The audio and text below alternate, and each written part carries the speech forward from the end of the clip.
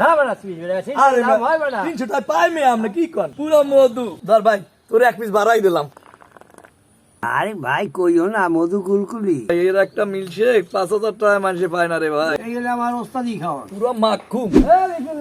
এ মামা। আতিও না কি বেটা আরে বাবা কুম ভালো হইছে আজ বাজারে। বাইনি কই বেটা এই বাজারে লইছে একজনে কয় টাকা গেছো 300 টাকা মামা। হ্যাঁ বেটা তুই বেটা আরে দাম হয় বেটা 300 টাকা পাই মে আমরা কি কর লাগা যাও না রবিনের যে রবিন না না এই কম মাছ দিলে তুই এটা যে কি করবি এখন আপনি বুড়া মানুষ আপনার লাগে তো আর মিল্ক শেক টিল্ক শেক ছাড়া আর কিছুই করন যায় না। এই হাতে আবার গলায় বাজবে নাই না গলায় বাজবে না ফরফরাই দৌড় দেবে। বলবে দাদি নাই কর 300 টাকা দাও না 300 টাকা সুগুটাই দিব হা হা হ্যাঁ ঠিক আছে ঠিক ঠিক কে রাজ চাচা হ্যাঁ মিল্ক শেক খাবি?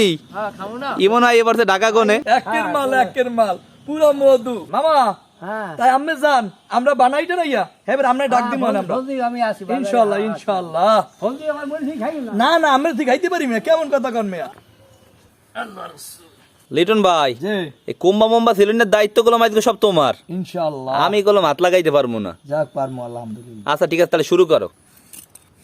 কুম্বা কি আমাকে এলাকার? হ্যাঁ কে গো গাছের? ওই সজীব পেয়ে বেনসালা সজীব আছে না হ্যাঁ ওই সজীবের কাছে হইছে কুম্বার আর রফিক চাচা দোকানে দেখে মনে আর মানে নাই তখন তোর লাগে লইয়েছি আমি। হ্যাঁ ভালো কামই করছো। ছেলা তো হয়ে গেছে এখন কস করে কাটতে এলাও। বিসমিল্লাহির রহমানির রহিম।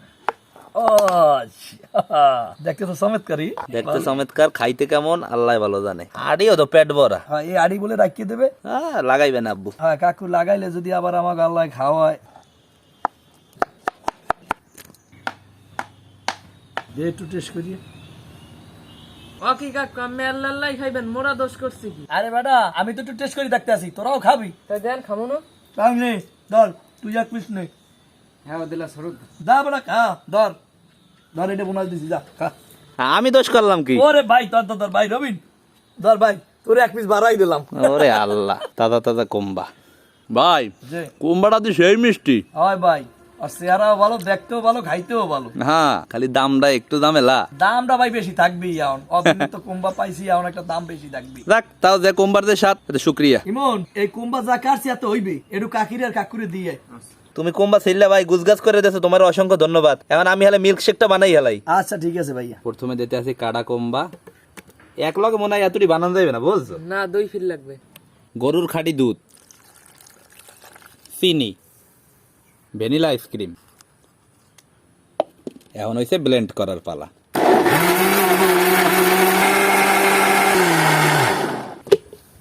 ও ভাই দেখছো পুরো চমৎকার।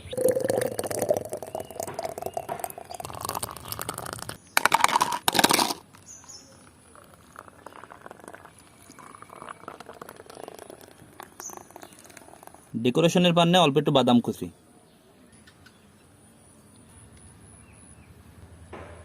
না না কোম্বার মিল্ক শেক তো রেডি, খান না এখনো বারসান কে আর পাননি। তোমরা নাইলে আল্লাহ খাবো আমি আরে আমি খামু না, আপনি খাওয়া শুরু করেন।